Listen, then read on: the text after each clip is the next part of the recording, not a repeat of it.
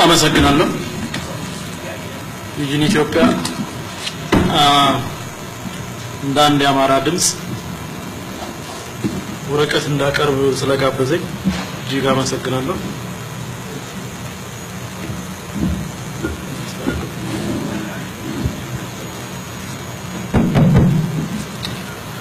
ያዘጋጀው ጽሑፍ ሽግግሩ ከአንድ የመከራ ዙሪት ወጥተን በአይነቱ ልዩ ወደሆነ ሌላ የመከራ ዙሪት የምንዘፈቅበት ወይንስ ከታሪካዊ ችግሮቻችን የምንገላገልበት በሚል ርዕስ ነው ያዘጋጀሁኝ።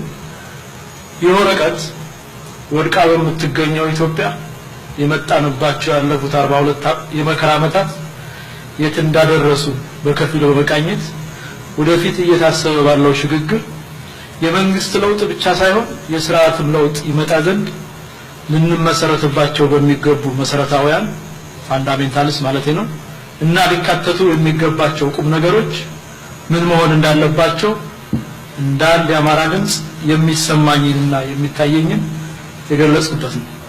ጽሑፌ የሚጀምረው በግራ ፖለቲካ ልክፍት ተንጋደው የበቀሉ የሀገራችን የዘር ፖለቲከኞች የደረቷቸውና እንደ ሐቀኛ ታሪክ ቆጥረን ሳንመረምር የተቀበልናቸው የተከደኑ የፖለቲካ ድርሰቶች ከፍቶ በማየት ፍንትጉ ብሎ የሚታየውን ነባራዊ ሁኔታ በግልጽ ተንትኖ በማቅረብ ነው።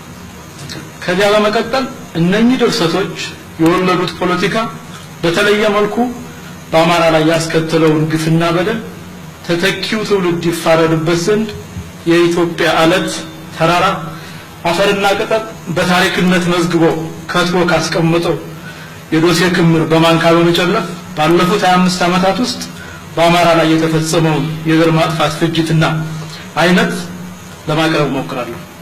በመጨረሻ ወደፊት እንድትኖረን በምንፈልጋት ኢትዮጵያ ተመሳሳይ አገሮች ውስጥ እንዳንገባና የመንግስትም የሥርዓትም ለውጥ እንድናካሄድ ከጥግ እስከ ጥግ ልናደርጋቸው ከሚገቡ ተግባራት መካከል የተወሰኑትን በማውሳት በሽግግሩ ሂደት መካተት አለባቸው የምላቸው ጉዳዮች በማቅረብ ጽሑፌን አጠቃላለሁ። ሳንመረምር የተቀበልናቸው የፈጠራ ድርሰቶች በኢትዮጵያ የ3000 ዓመታት ጉዞ ውስጥ እንዳለፉት 42 ዓመታት በጥላቻና በሐሰት ላይ የተመሰረቱ የፈጠራ ታሪኮችና የፖለቲካ ልቦለዶች እንዳሸን የፈሉበት ዘመን ኖሮ ያውቃል። ማተባቸውን የበጠሱት የሀገራችን የግራ ፖለቲከኞች እና የፕሮፓጋንዳ ጸሐፊዎች በተለይም ከኢትዮጵያና ከአማራ አንፃር ያልፈጠሩት የፖለቲካ ታሪክና ያልመሰረቱት የኃጢአት ክስ የለም።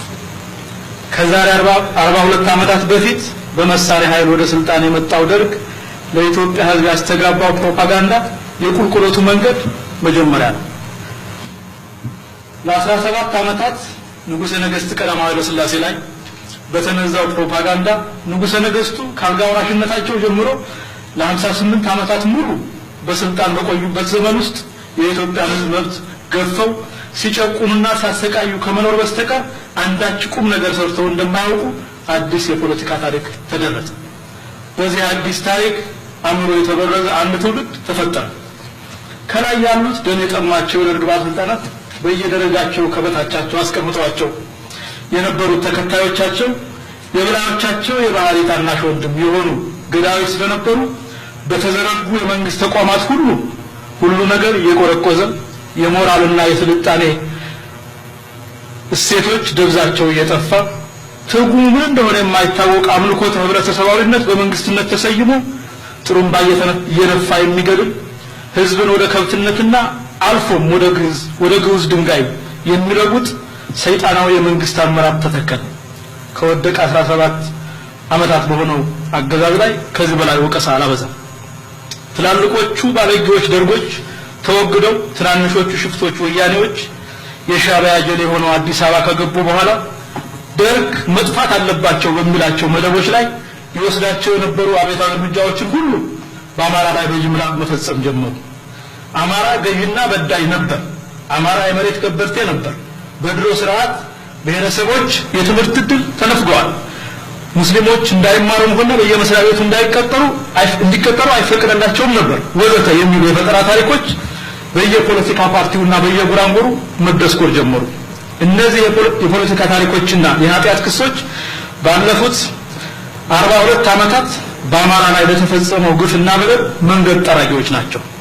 የዘር ማጥፋት የተካሄደባቸው ህዝቦች ሁሉ ሰለባ ከመሆናቸው በፊት ልክ በአማራው ላይ ባለፉት 42 ዓመታት እንደተካሄደው በአብዛኛው በቀጥታ አንዳንዴ ደግሞ በኮድ ስም እየተፈረጁና ጥላሸት እየተቀቡ ዲሞናይዝ ሲደረጉ ኖረዋል።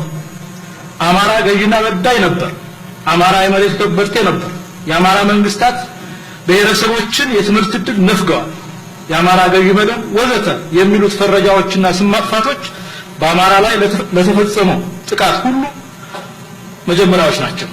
እነኚህ ፈረጃዎችና የስም ማጥፋቶች አጥፊ የነበረው መጥፋት አለበት ለሚለው አስተሳሰብ የርዕዮተ ዓለም ጡንቻ የሚሆኑ ናቸው። ወረድ ብዬ ከነኚህ ሳልመረመር ከተቀበልናቸው የፖለቲካ ታሪኮችና የኃጢአት ክሶች መካከል የተወሰኑትን በማንሳት ከታሪክ አኳያ እውነታው ምን እንደነበር ማሳየት ፈልጋለሁ። አቶ ጁነዲን ሳዶ ሁላችሁም ታውቋቸዋላችሁ። ባለፈው ሳምንት ከተወዳጁ የኢሳት ጋዜጠኛ ከሲሳይ ገና ጋር በኢሳት ቴሌቪዥን ቃለ ምልልስ ባደረጉበት ወቅት ባለፉት ስርዓቶች ኦሮሞ እንዳይማር ተደርጎ ነበር ሲሉ ተናግረዋል። ይህ አቶ ጁነዲን አስተያየት የኦነግም የርዕዮተ ዓለም መሰረት ነው። ብዙ ሰው የነኚህ ፍጹም የተሳሳተ ፕሮፓጋንዳ ሰለባ ስለሆነ እንደሆነ ባስብም የጥሞና ጊዜ ያገኙት አቶ ጁነዲን ግን እስከዛሬ ድረስ ይህንን የተሳሳተ አስተሳሰብ አለማረማቸው ሳይገርመኝ አልቀረም። እስቲ ዶሴ ይውጣና እውነቱ ምን እንደነበር ይታይ። በኢትዮጵያ ዘመናዊ ትምህርት ታሪክ ተማሪዎች በመንግስት ተመርጠው ወደ ውጭ ሀገር በመላክ ምዕራባዊ ወይንም አውሮፓዊ ትምህርት ዘመናዊ ትምህርት ማለት ነው እንዲቀስሙ የተደረገው በ1913 ዓመተ ምህረት በንግስተ ነገስት ዘውዲቱና በአልጋ ወራሽ ተፈሪ መኮንን ዘመን ነበር። በ1913 ዓመተ ምህረት ለመጀመሪያ የምዕራብ ትምህርት ዕድል እንዲቀስሙ የተላኩት የኢትዮጵያ ተማሪዎች ቁጥር 3 ነበር። ፕሮፌሰር ባህሩ ዘውዴ ፓዮኒርስ ኦፍ ቼንጅ ኢን ኢትዮጵያ በሚል እንደ አውሮፓ አቆጣጠር በ2002 ዓመተ ምህረት ባሳተሙት መጽሐፋቸው ውስጥ እንዳሰፈሩት 3ቱ ተማሪዎች መላኩ በያን ኋላ ዶክተር ሆነዋል፣ በሻውረድ ሀብተወልድና ወርቁ ጎበና ናቸው። መርሳያ ዘንወልደ ቂርቆስ የ20ኛው መቶ ክፍለ ዘመን መባቻ በሚል በጻፉት የታሪክ መጽሐፍ ውስጥ እነኚህ 3 ወጣቶች መጀመሪያ በህንድ ሄደው ስላልተስማማቸው ኋላ አሜሪካ እንደተዛወሩ አስተዋል። አሜሪካም እንደደረሱ 29ኛው የአሜሪካ ፕሬዝዳንት የሆኑት ዋረን ሃርዲንግ አቀባበል አድርገውላቸዋል። ፕሬዝዳንቱ ፊት ቀርበው ከልዑል አልጋ ወራሽ ተፈሪ መኮንን የተላከውን ደብዳቤ አድርሰዋል። ፕሬዝዳንቱ ደብዳቤውን ገልጠው ካነበቡ በኋላ የልዑል አልጋ ወራሽ ተፈሪ መኮንን ኢትዮጵያን የማስተማር ፍላጎትን በመረዳታቸው ወጣቶቹ እነመላኩ ጥራት ያለው ትምህርት እንዲያገኙ ፕሬዝዳንቱ ራሳቸው በተማሩበት ኦሃዮ በሚገኘው ማሪታ ኮሌጅ ውስጥ ገብተው ትምህርታቸውን እንዲከታተሉ ስለመከሯቸው ወደ ኦሃዮ አቅንተው የአሜሪካ ትምህርታቸውን በማሪታ ኮሌጅ ተከታትለዋል። ከነኚህ 3 ግንባር ቀደም የምዕራብ ትምህርት እንዲማሩ ከተላኩ የኢትዮጵያ ተማሪዎች መካከል በብሔረሰብ መመዘኛ 2ቱ ማለትም መላኩ በያንና ወርቁ ጎበና ኦሮሞዎች ናቸው። እነ መላኩ ከተላኩ ከ2 ዓመት በኋላ በዳግማዊ ምኒልክና በተፈሪ መኮንን ትምህርት ቤቶች ትምህርታቸውን ጨርሰው ወደ ውጭ ሀገር የተላኩ 33 የሚሆኑ ተማሪዎች ነበሩ። ከነኚህ ተማሪዎች መካከል ስለሚሆኑት መሐመድ ማህዲና ማህዲ ከሚል የሚባሉ ተማሪዎችም ይገኙበታል። ከ33ቱ ተማሪዎች በብሔረሰብ መመዘኛ በቁጥር የሚልቁቱ ኦሮሞዎች ሲሆኑ ብዙ ሰው የሚያውቃቸው እነውም በኪዳን በያን፣ ወዳጆ ኢካ፣ ዮሐንስ ቦሩ፣ ገብረ ኢየሱስ ጉቱ፣ ተክለ ብርሃን ጉሩሙ፣ ገብረ ማርያም አመንቴና አበራ ደገፉ ይገኙበታል። ቀጣዩና የአቶ ጁነዲን ባለፉት ስርዓቶች ኦሮሞ እንዳይማር ተደርጎ ነበር የሚለው ክስ መሰረት እንደሌለው የሚያረጋግጥልኝ ዋነኛ ማስረጃ ደግሞ ከ1966 ዓመተ ምህረት በፊት በኢትዮጵያ የተለያዩ ጠቅላይ ግዛቶች ተሰርተው የነበሩ የትምህርት ቤቶች ቁጥር ነው። እነ መላኩ ከተላኩ ከ6 ዓመታት በኋላ በዳግማዊ ምኒልክና በተፈሪ መኮንን ትምህርት ቤቶች ትምህርታቸውን ከውጭ ሀገር ጨርሰው ወደ ሀገር ከተመለሱ 33 ተማሪዎች መካከል በተለያዩ ትምህርት ቤቶችና ከፍተኛ ተቋማት አስተማሪዎች ሆነው አገልግለዋል። ይህ ስህተት ይታረም ዘንድ አሃዛዊ መረጃ ማቅረብን ወድጃለሁ። የማቀርበው አሃዛዊ መረጃ ማንም ሰው የሚያውቀውና ኢትዮጵያ ካንትሪ ስተዲ በሚል በ1991 ዓመተ ምህረት ኮንግረስ ላይብራሪ ሪሰርች ዲቪዥን ያሳተመው አንድ ቡክ ሲሪስ ገጽ 337 ላይ የተገኘ የጥናት ውጤት እንደሚከተለው አቀርባለሁ። በቀዳማዊ ኃይለ ሥላሴ ዘመነ መንግስት ወለጋ በቁጥር 463 የሚሆኑ ከአንደኛ እስከ 6ኛ ክፍል ድረስ ትምህርት የሚሰጡ ትምህርት ቤቶች ነበሩ። በነፍጠኛው ስርዓት ተጠቃሚ ነበር የተባለው ጎጃም 135፣ ጎንደር 134፣ ወሎ 158 ከአንደኛ እስከ 6ኛ ክፍል ድረስ ትምህርት የሚሰጡ ትምህርት ቤቶች ነበሩ። ይህ ማለት በነፍጠኛው ስርዓት ተጠቃሚ ነበር በተባሉት በጎጃም በጎንደርና በወሎ በቀዳማዊ ኃይለ ሥላሴ ዘመነ መንግስት የተሰሩት ትምህርት ቤቶች በአንድ ላይ ተደምረው ወለጋ ብቻዋን ከነበሯት ጋር ተቀራራቢዎች ናቸው። ባለፉት ስርዓቶች ኦሮሞ እንዳይማተደረገው ነበር በተባለበት በቀዳማዊ ኃይለ ሥላሴ ዘመነ መንግስት ሐረርጌ 214 ከአንደኛ እስከ 6ኛ ክፍል ድረስ ትምህርት የሚሰጡ ትምህርት ቤቶች ነበሯት። እንደ ወለጋ ሁሉ ሐረርጌ የነበሯት የአንደኛ ደረጃ ትምህርት ቤቶች በነፍጠኛው ስርዓት ተጠቃሚ ነበሩ ከተባሉት ከጎጃም ከጎንደርና ከወሎ በቁጥር ይልቃሉ። ዛሬ ኦሮሚያ በሚባለው ክልል ውስጥ ሸዋን ሳይጨምር ባለፉት ስርዓቶች ኦሮሞ አልተማረም በተባለበት ዘመን በቀዳማዊ ኃይለ ሥላሴ ዘመን መጨረሻ ማለት ነው 1180 ከአንደኛ እስከ 6ኛ ክፍል ድረስ ትምህርት የሚሰጡ ትምህርት ቤቶች ነበሩ። በነፍጠኛው ስርዓት አማራ ተጠቃሚ ነበር በተባለበት ዘመን ግን ዛሬ አማራ ክልል እየተባለ በሚጠራው አካባቢ ይሄም ሸዋን ሳይጨምር ነው በቀዳማዊ ኃይለ ሥላሴ ዘመን መጨረሻ በ66 477 ከአንደኛ እስከ 6ኛ ክፍል ድረስ ትምህርት የሚሰጡ ትምህርት ቤቶች ነበሩ። እንዲሁም ዛሬ ኦሮሚያ ክልል በሚባለው አካባቢ ሸዋን ሳይጨምር በአጠቃላይ 147 ከ7ኛ እስከ 8ኛ ክፍል ድረስ ትምህርት የሚሰጡ ትምህርት ቤቶች ነበሩ።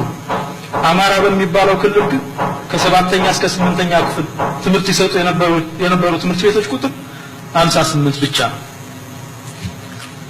ከ9ኛ እስከ 12ኛ ክፍል ያለውንም ካየን ዛሬ ኦሮሚያ በሚባለው ክልል ውስጥ ይሄም ሸዋን ሳይጨምር ነው 26 ከ9ኛ እስከ 12ኛ ክፍል ድረስ ትምህርት የሚሰጡ ትምህርት ቤቶች ነበሩ። አማራ በሚባለው ክልል ውስጥ ግን ከ9ኛ እስከ 12ኛ ክፍል ትምህርት የሚሰጡ ትምህርት ቤቶች ቁጥር 11 ብቻ ነበር። ንጽጽሩን ከህዝብ ቁጥር ጋር የበለጠ ማመሳከር ይቻል ዘንድ መረጃው በተሰበሰበበት በ1976 ዓመተ ምህረት በተካሄደው የደርግ የቤትና የህዝብ ቆጠራ መሰረት የህዝብ ቁጥሩን ማቅረብ ተገቢ ነው። በዚህ መሰረት በ1976 በተካሄደው የቤትና የህዝብ ቆጠራ የኦሮሞ ህዝብ ቁጥር 12 ሚሊዮን 387664 ሲሆን የአማራ ህዝብ ቁጥር ደግሞ 12 ሚሊዮን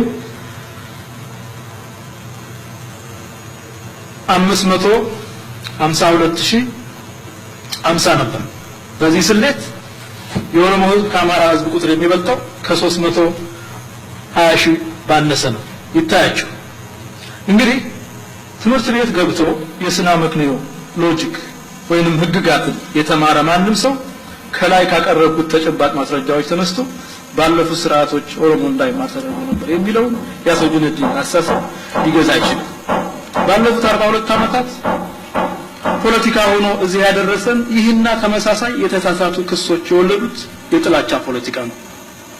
ይሁን ተብሎ የተፈጠረ ስህተት ለረጅም ዓመታት ተጋብተውና ተዋልደው በአንድነት አገር መስርተው የጋራ ዳር ድንበር ፈጥረው በጋራ ተቋማትን የገነቡትን ሁለት ህዝቦች ሰላማዊ ግንኙነት በማወቅ በአንድ ላይ መቆም የማይችሉ እሳትና ጭድ እንደሆኑ ተደርጎ ለማሳየት የተደረገበት ሁኔታ ሁሉ አለ።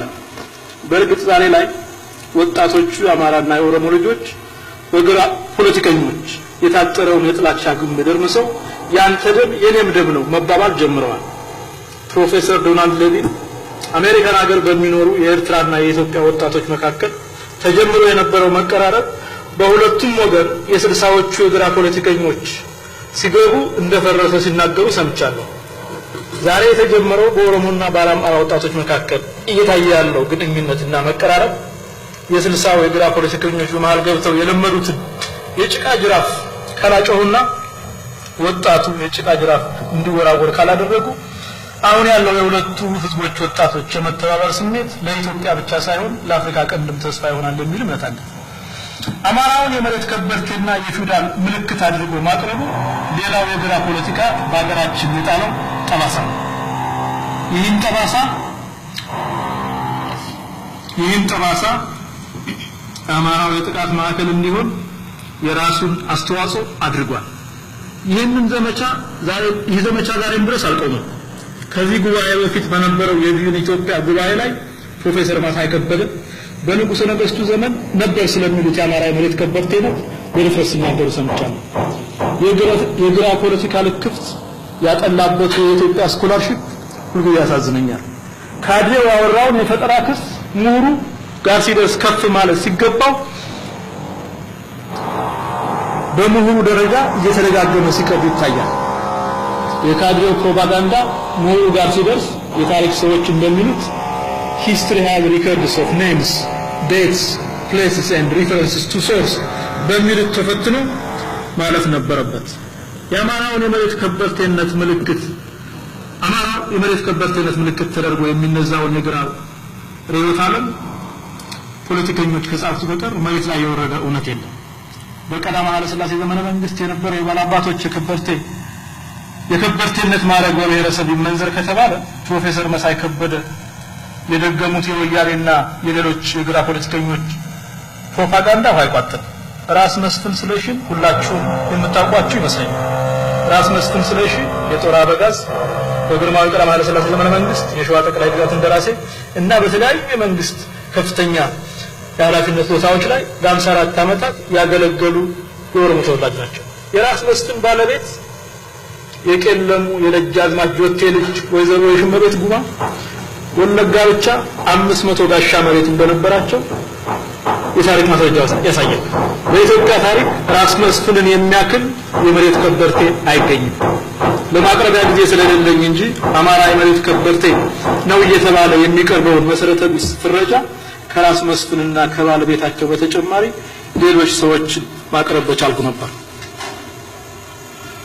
ፍላጎቴ ግቡን የመታውን የግራ ፖለቲከኞቹ እንጀላ ፍሬቢስነት ማሳየት ስለሆነ በራስ መስፍን እና በባለቤታቸው ልክ የመሬት ከበርቴ እንደሌለ በኢትዮጵያ ውስጥ ማሳየት ከተቻለ በቂ ማስረጃ ይመስለኛል።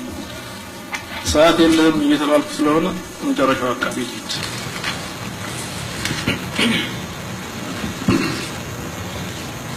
ሽግግሩ ምን መሆን ይገባዋል፣ ምን ምሰሶዎች ያስፈልጉታል የሚለው ነው ማቀርባው። ወያኔ ዛሬ ግማሽ ህይወቱ ወደ ሞት ተለውጦ ውርድምብሩን እየሄደ ከሚገኝበት የፍጻሜ አጋማሽ ላይ ደርሶ በአስቸኳይ ጊዜ አዋጅ በማወጅ ነፍሱን በጥርሱ ይዞ እየተወራጨ መሪው መንገድ ጥሎት እንደሄደ አይነስቡ ሆኗል። ኢትዮጵያ መስቀለኛ መንገድ ላይ ትገኛለች። ይህንን ከኛ ከሀገር ባለቤቶቹ ቀድሞ የተረዱት ፈረንጆች በተደጋጋሚ የምትፈርስ ሀገር ወይንም ፌልድ ስቴት ሲሉ ሲነግሩ ኖረዋል።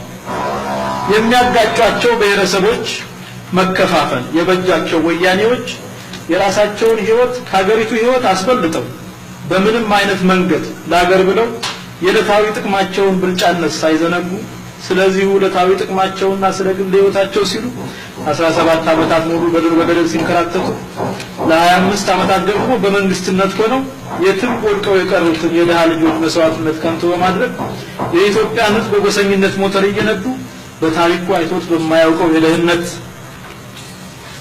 አዘቅት ውስጥ ከተውት ከምንገኝበት የመስቀለኛ ደረጃ ላይ አድርሶናል። የምንገኝበት መስቀለኛ መንገድ ተነስተን መድረሻችን አሁን ያጋመስነው እንደ ህዝብ የመኖር ዕጣችን ለጊዜውም ቢሆን ጥያቄ ውስጥ የሚገባበት አልያም የሚቆምበት ደረጃ ላይ የምንደርስ ይመስለኛል። ነገሮች በዚህ ከቀጠሉ ይህ ስለመሆኑ የሚጠራጠር ካለ እስከዚያው ድረስ ብርታቱን እንስጠው እንጂ ወደ ሜዳው እየዘለቅን ስለሆነ ስንደርስበት አይሆንም። ዛሬ ላይ ሆኜ የወደፊቷን ኢትዮጵያ ሳስብ ሁለት ምርጫዎች ብቻ ያሉን ይመስለኛል።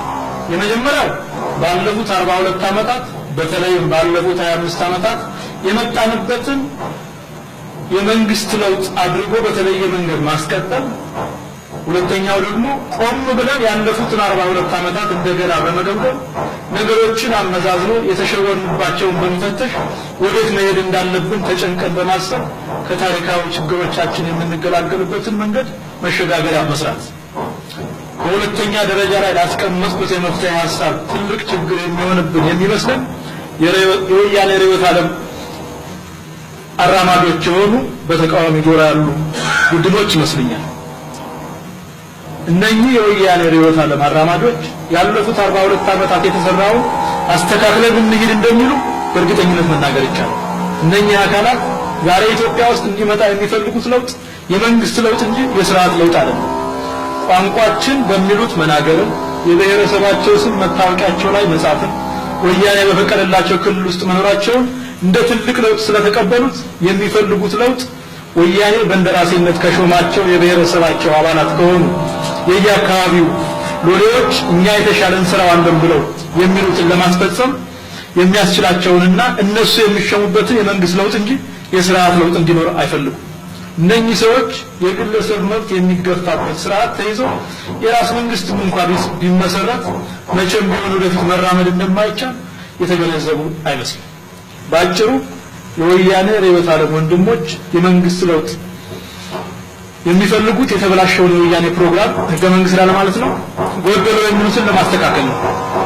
ወያኔዎች ዘራችን ከዘራችሁ ደማችን ከደማችሁ ይበልጣል ብለው በማመን ህዝቡን ለብጠውና ደንቆረው ሊገዙበት፣ ሀብቱን ሊበዘብዙበት፣ እነሱ የሀብት የስልጣንና በጠቅላላ የሁሉ ነገር ጌቶች ሆነው አብዛኛውን ህዝብ ግን የውርደትና የችግር ሁሉ ተሸካሚ ሊያደርጉበት ለግል ጥቅማቸው ሲሉ የመሰረቱትን የቅሚያና የስርቆት ድርጅት በወንጀል ያቋቋሙትን የሌብነትና የሙስና ማህበር መንግስት ይሉታል።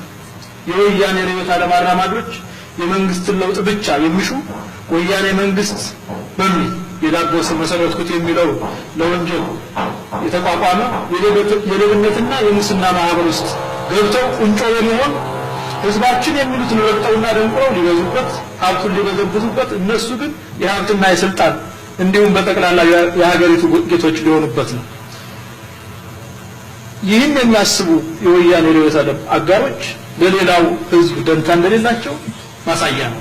እውነቱን እንነጋገር። ወያኔ በግፍ ዙፋኑ ላይ በተደላደለ ፍራሽ ላይ ያለ ስጋት እንዲተኛ ያደረገው ያሰለፈው ወታደርና በእጁ የያዘው የጦር መሳሪያ ብቻ አይደለም። ወያኔ በግፍ ዙፋኑ ላይ በተደላደለ ፍራሽ ላይ ያለ ስጋት እንዲተኛ ያደረጉት ከፍ ብዬ የገለጽኳቸው የርዕዮተ ዓለም አጋሮቹ ጭምር ናቸው። እነኚህ ኃይሎች እነማን እንደሆኑ በስም እንዲገልጽላቸው የምትፈልጉ አይመስለኝም።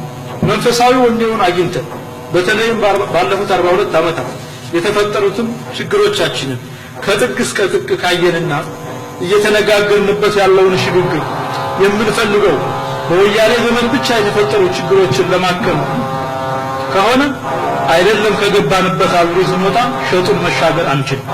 ባለፉት 42 ዓመታት ህዝባችን ብዙ መብቶችን አጥቷል። ባለፉት 42 ዓመታት ህዝባችን መንግስት ወደ ላይ የሚያይ መብት ለማኝ ሆኗል። ራሱን ችሎ ይሮ የነበረው ህዝብ ባለፉት 42 ዓመታት ለውጥ መጣ ተብሎ ወደ መንግስትና ወደ መንግስተ ሰማያት አንጋጦ እንዳይ ተደርጓል። እየታሰበ ያለው ችግር ለዚህ መፍትሄ ማበጀት አለበት። ብቸኛው መፍትሄም የግለሰብ መብት ህገ መንግስታዊ ከለላ እንዲኖረው ማለት ነው። የሚታሰበው ሽግግር ስራውን ሲጀምር ባለፉት 42 ዓመታት ህዝባችን ያጣቸውን መብቶች በማስመለስ መጀመር አለበት። የመሬት ላራሹ እንደገና መታወጅ ይኖርበታል። የወከት ይወከል እንደኛ አዋጅም ተሰርዞ መሬት የገበሬው የግል ሀብትነት ህገ መንግስታዊ ጥበቃ ሊኖረው ይገባል። መሬት ላራሹ እንደገና መታወጅ አለበት። ማንም ካድሬ እየመጣ ከመሬቱ እንዳይነቅለው። በንጉሱ ዘመን በገበሬው መሬት ላይ ጭሰኛውን አላልኩም ዝር የሚል አልነበረም። ዝር የሚል ቢኖር እንኳን ገበሬው መልስ የሚሰጠው ለአንድ ጭቃሹን ብቻ ነበር። ዛሬ ግን ጭሰኛው ገበሬ አላልኩም ቀበሌ፣ ወረዳ፣ ከፍተኛ ወዘተ በሚባሉ እልቆ ቢስ የካድሬ ሰንሰለቶች ሁሉ መልስና መላሾ መስጠት ግዴታ ሆኗል። ዛሬ የኢትዮጵያ አርሶ አደር ከገዛ መሬቱ አያስቀድሚያቱ ከተወለዱበት ርስቱ ላይ ልማታዊ ባለ ሀብት መጣ እየተባለ በካሬ 30 ብር ከሚሸጠው አንጡራ ሀብቱ ላይ በልማት ስም እየተፈናቀለ በካሬ 1 ብር እየተሰጠው ይባረራል። የኢትዮጵያውያን ሽምግልና ባለፉት 42 ዓመታት ከተነጠቀበት መመለስ መቻል አለበት። አቤ ጉበኛን ሁላችሁም ታውቁታላችሁ። የቀዳማዊ ኃይለ ሥላሴ መንግስት እንዳቤ ጉበኛ የቀዳማዊ ኃይለ ሥላሴ መንግስት እንዳቤ ጉበኛ የኮንን አልነበረም። አቤ ጉበኛ በቅርቡ የተነሳውን ፎቶ አግኝቼ ያየው ነበር። ታጣፊ ሽጉጡን ታጥቆ ጣና ዳር ሲጎማለል የአቤ ጉበኛን ፎቶ ላየ በዚያ ዘመን ያንን ነቃፊ ያን መብት ያን ድል ማግኘቱ ሊገረም ይችል ይሆናል። እነ እስክንድር ነጋ ወይም ተመስገን ደሳለኝ ሽጉጥ ታጥቀው አዲስ አበባ ሲዘዋወሩ ቢገኙ ኖሮ ከአሸባሪነት በተጨማሪ በአገር መክዳት ይከሰሱ ነበር።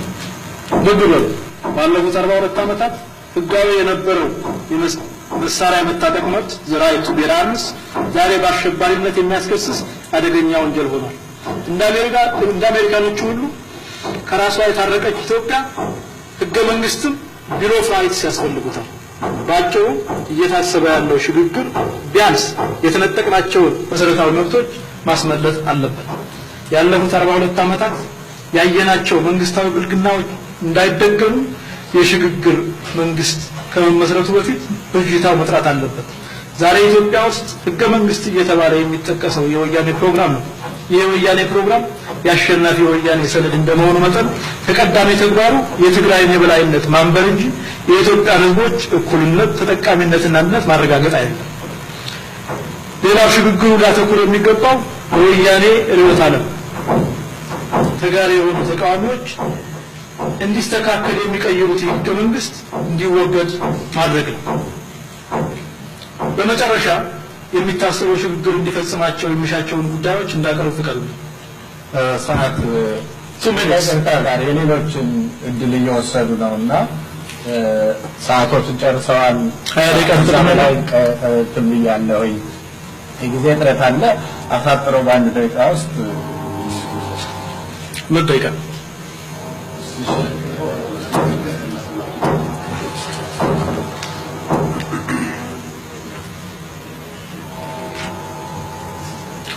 በመጨረሻም ወደፊት የሚታሰበው ሽግግር እንዲፈጽማቸው የሚሻቸውን ጉዳዮች እንዳቀርብ ፍቀዱ።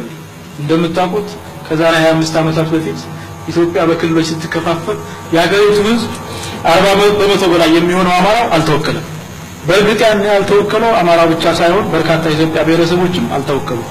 ህዝባዊ ነኝ የሚል የትኛውም የፖለቲካ ድርጅትም ሆነ ግለሰብ ከመቶ በላይ የሚሆነው የኢትዮጵያ ህዝብ ያልተወከለበትን ህገ መንግስትና አገር አሸናሸን እንደ ህጋዊና ሞራላዊ ክንዋኔ ሊቀበሉ አይገባም።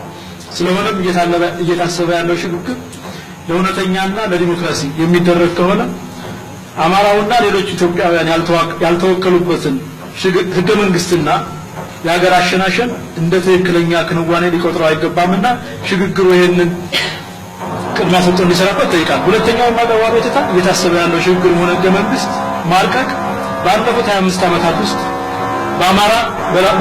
በአማራው ላይ የተፈጸመው ወንጀልና ግፍ እውቅና እንዲሰጥ ስለመጠየቅ ነው። እስከዛሬ ድረስ ያለፉት 42 ዓመታት በወለደው ፖለቲካ ምክንያት በአማራ ላይ የተፈጸመው የዘር ማጥፋት ወንጀል እንዲወገዝ ይጠይቃል። ባለፉት 25 ዓመታት የተፈጸመው ወንጀል የዘር ማጥፋት ልቂት በአማራው ላይ የሆነውን ሁሉ ፓርቲም ሆነ ድርጅት ሲያወግዝ አልሰማም። 2.4 ሚሊዮን አማራ እንደጠፋ ወያኔ ራሱ ባቀረበው ነግሮናል። ይህ እውቅና እንዲሰጥና ወደፊት በምትመሰረተው ኢትዮጵያ ተደጋጋሚና ተመሳሳይ ልቂት እንዳይከሰት የሚፈጠረው የሽግግር ቻርተር የሚሆን ህገ መንግስት ከግምት እንዳስገባው እንጠይቃለን። ሶስተኛው ቀደም ብዬ ያቀረብኩት የወደፊት ህገ መንግስት የሚሆነው ዶክመንት ከጥግ እስከ ጥግ የግለሰብን መብት በማክበር ላይ ተመርኩዞ መሰራት አለበት የሚል እምነት አለ። ሁላችን ከተባበርን በወያኔ ተንኮል ብቻ ኢትዮጵያ አትፈርስም። እኛ እውነተኛ ራዕይና ዓላማ ኖሮን በጋራ ጉዳያችን ዙሪያ በአንድነት ከቆምን በወያኔ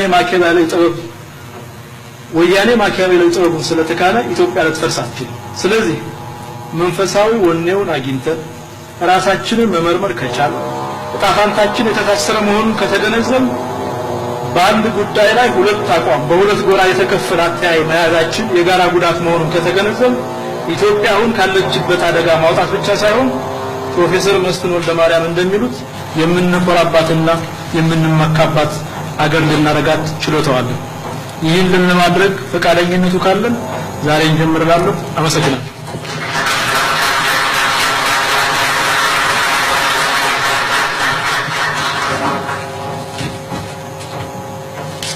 አፋቻሜ